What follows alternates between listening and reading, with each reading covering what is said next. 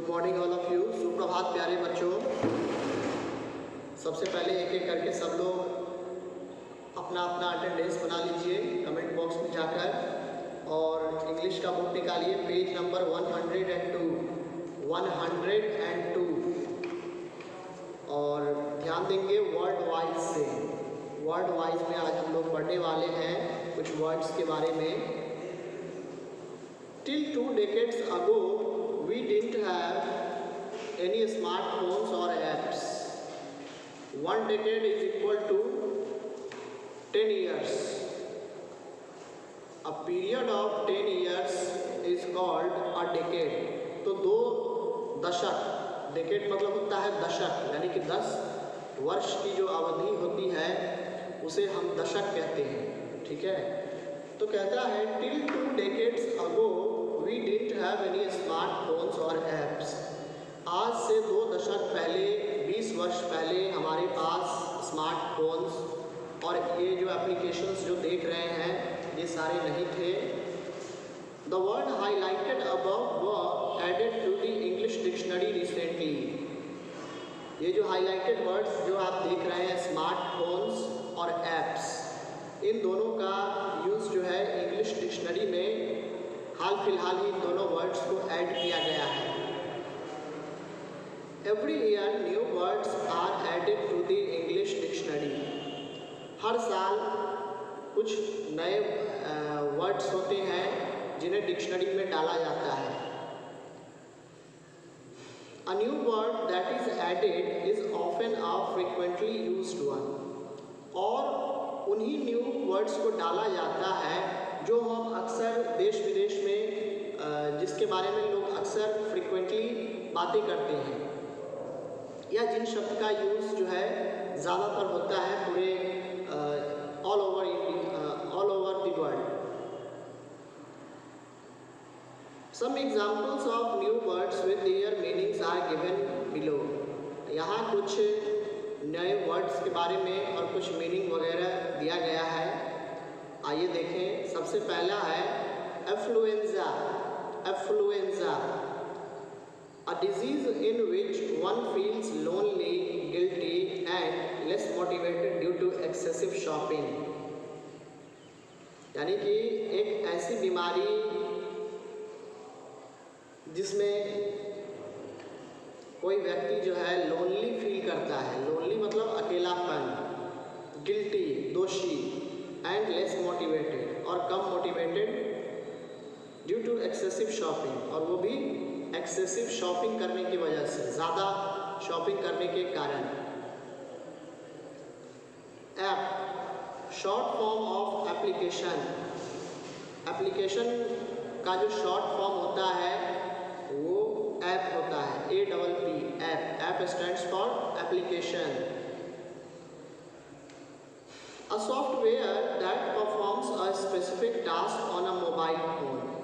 Application एक ऐसा software होता है जो कि किसी मोबाइल फ़ोन पे एक खास काम करता है, एक खास एक्शन परफॉर्म करता है।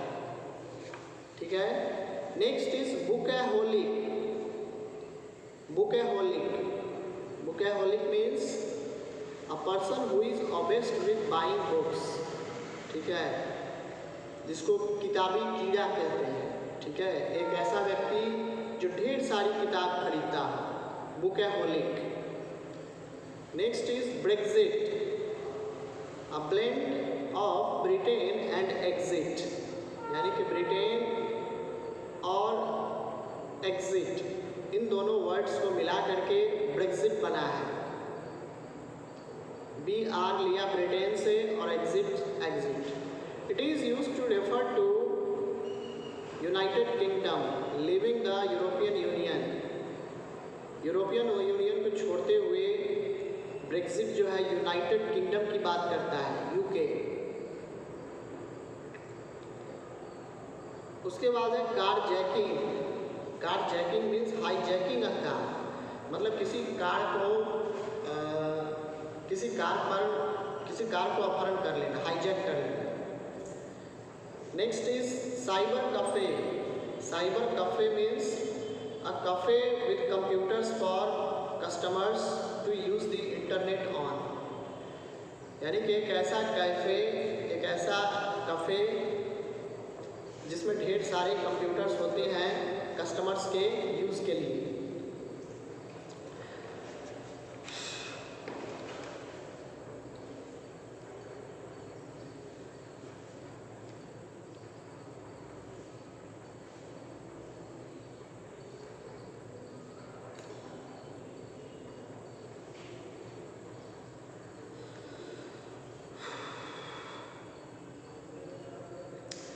उसके बाद है question number B2, find out and write down the 5 more new words that have been added to the dictionary in 2017। कहता है कि 2017 ईस्वी में 2017 में ऐसे 5 वर्ड्स के बारे में लिखना है जिसे डिक्शनरी में ऐड किया गया था। ठीक है, you can find this out on internet. Write down their meanings too, उनके मीनिंग्स को भी लिखिए। You may take help of the internet, आप इंटरनेट से हेल्प ले सकते हैं। Then share your list with your partner, कहता है उसके बाद आप अपने लिस्ट को पार्टनर के साथ शेयर कीजिए। Make sentences using the words she he has written in her his list. चलिए उसके बाद है grammar guide. Read this sentence, इस वाक्य को पढ़ें। At present these technologies are too nascent ... The above sentence has 2 phrases। ऊपर जो सेंटेंस मैंने पढ़ा है इसमें 2 phrases हैं। पहला है at present and these technologies. At present और दीज टेक्नोलॉजीज, ये दोनों अलग अलग फ्रेजेस हैं। You have learned what a phrase is. हम लोग पहले ही पढ़ चुके हैं क्या कि फ्रेज क्या होता है। आइए फिर से एक बार इसे रिवाइज करें और आप इसको मेमोराइज कर लीजिएगा। What is a phrase? A phrase is a group of words in a sentence that does not contain a verb। Phrase शब्दों का वह समूह होता है जिसमें कोई भी वर्ब नहीं होता है। रिमेंबर, याद रखिए, a phrase is a part of a sentence.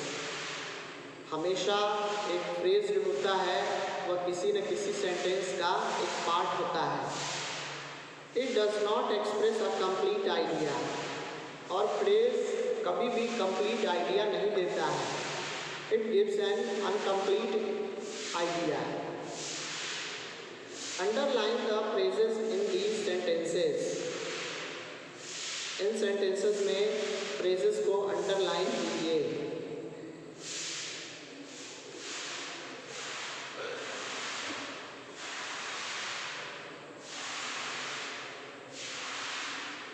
He lives in New Delhi, the capital of India।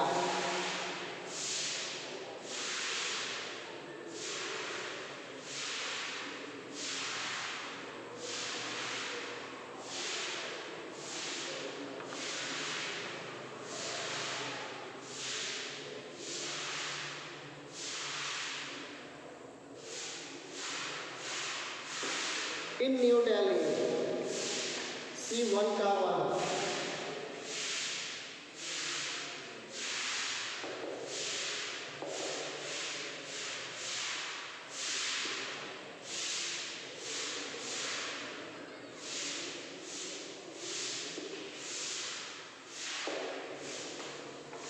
Question number 2, I go jogging in the morning। In the morning,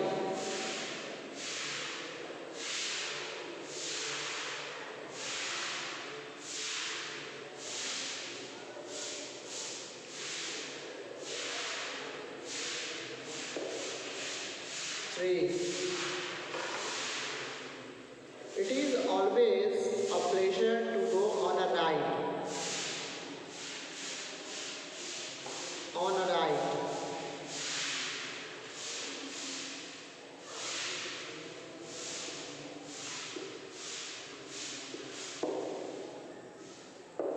next, my mother bought a new dress. A new dress.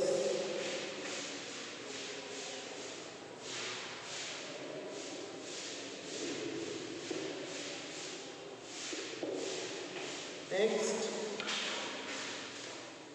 the baby cried looking at its reflection.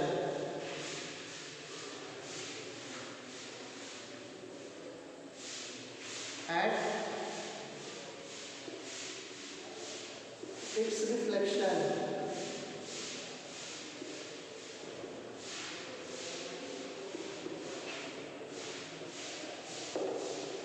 Six, I can see kites flying in the sky. In the sky.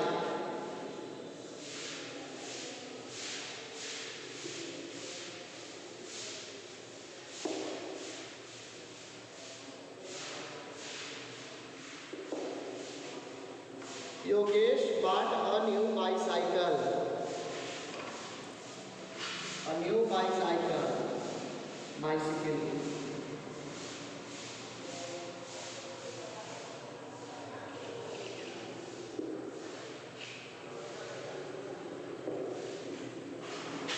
Vanshika made a card for her teacher. Vanshika made her card for her teacher. For her teacher.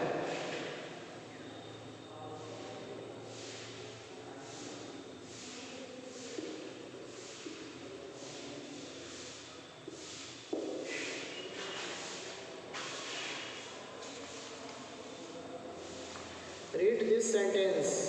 इस वाक्य को पढ़ें। Technology plays a huge role in our lifes. Technology हमारे जीवन में एक महत्वपूर्ण भूमिका निभाता है। The group of words highlighted above is a clause. ऊपर में जो वर्ड्स को हाईलाइट किया गया है वो क्या है? क्लॉज है। It has a subject technology and a verb place.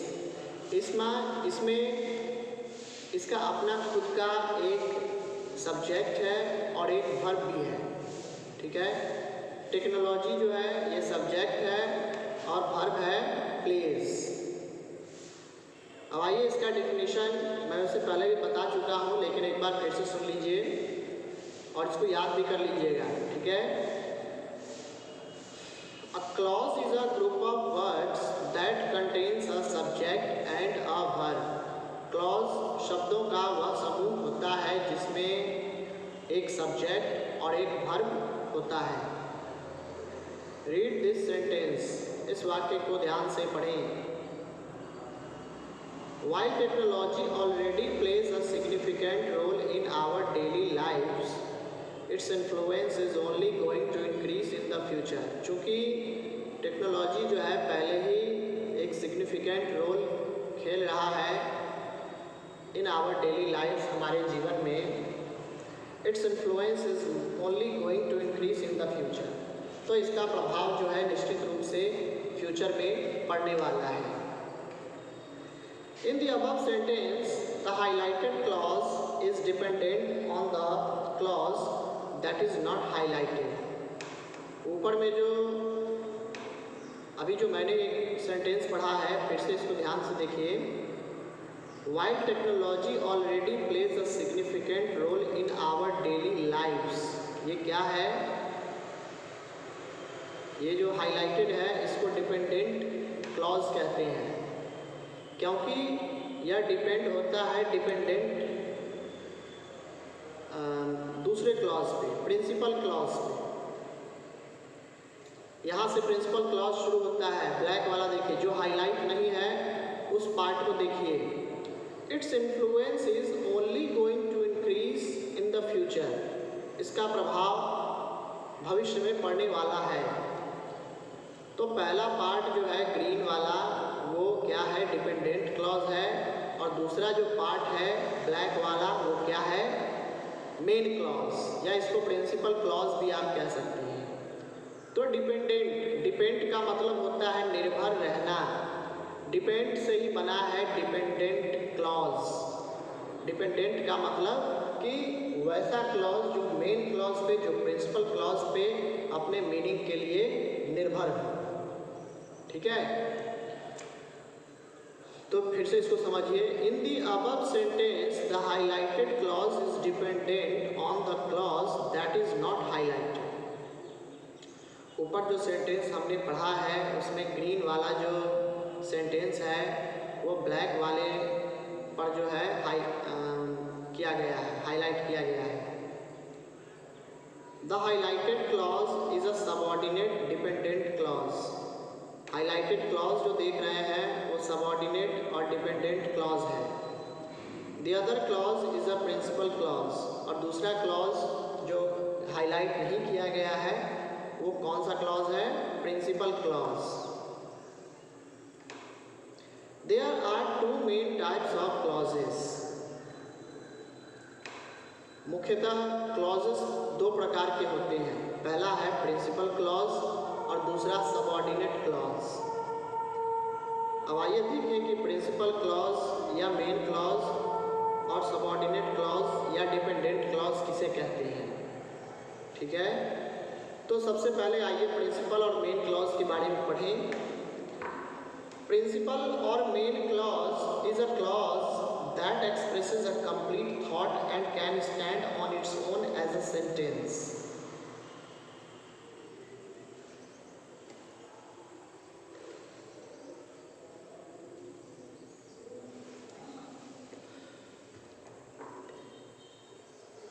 यानी कि प्रिंसिपल क्लॉज या मेन क्लॉज वह क्लॉज होता है जो किसी भी सेंटेंस में कंप्लीट थॉट देता है और वो खुद से भी स्टैंड कर सकता है। Means they can give the meaning on its own. दूसरा है सबऑर्डिनेट और dependent clause. A subordinate or dependent clause is a clause that does not express a complete thought on its own and depends on the principal clause to express a complete thought. Subordinate clause या dependent clause वह clause होता है जो कि complete thought नहीं देता है और प्रिंसिपल क्लॉज पे ये डिपेंड करता है कंप्लीट थॉट के लिए। ठीक है, after each group of words right if it is a phrase, a subordinate clause और अ प्रिंसिपल क्लॉज। हम लोग अब ये फ्रेज और क्लॉज वगैरह पढ़ चुके हैं, तो ये कुछ यहाँ पर एक्सरसाइज दिए गए हैं। इसमें ये बताना है कि ये जो ग्रुप ऑफ वर्ड्स है ये क्लॉज है। क्लॉज में भी कौन सा क्लॉज है? प्रिंसिपल क्लॉज है, मेन क्लॉज है, प्रिंसिपल या मेन क्लॉज है, या सबऑर्डिनेट और डिपेंडेंट क्लॉज है, या फ्रेज है। I heard the dog barking, मैंने कुत्ते को भौंकते हुए सुना। ये हो गया आपको प्रिंसिपल क्लॉज, C2 का 1।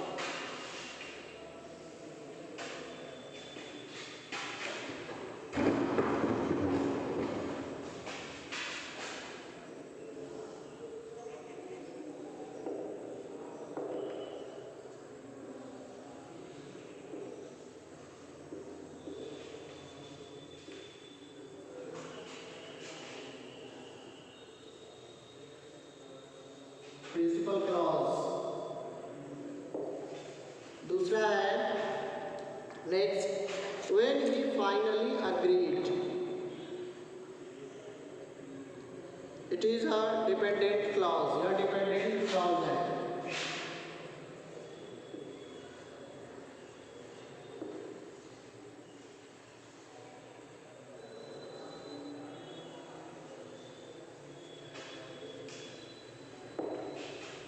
Next, 3. Because he was lazy, क्योंकि वो लेजी था। ये भी आपको हो गया dependent clause.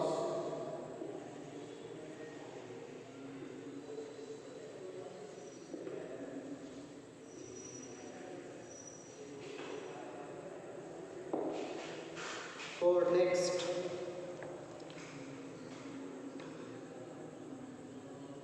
I was really tired. मैं वास्तव में बहुत थका था।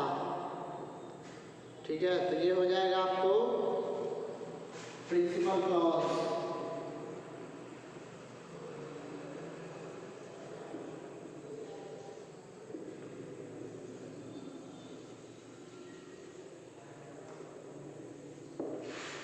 Next, the next day, phrase.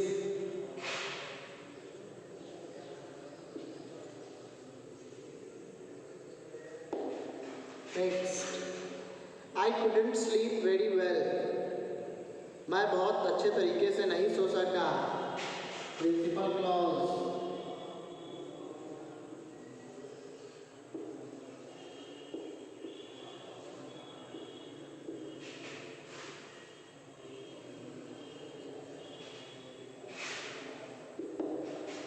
Next, when I go to Canada, जब मैं कनाडा जाता हूँ।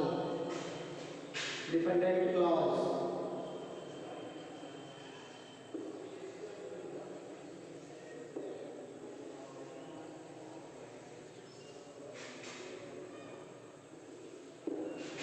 Next, I forgot to send a message. मैं मैसेज भेजना भूल गया। Principal clause.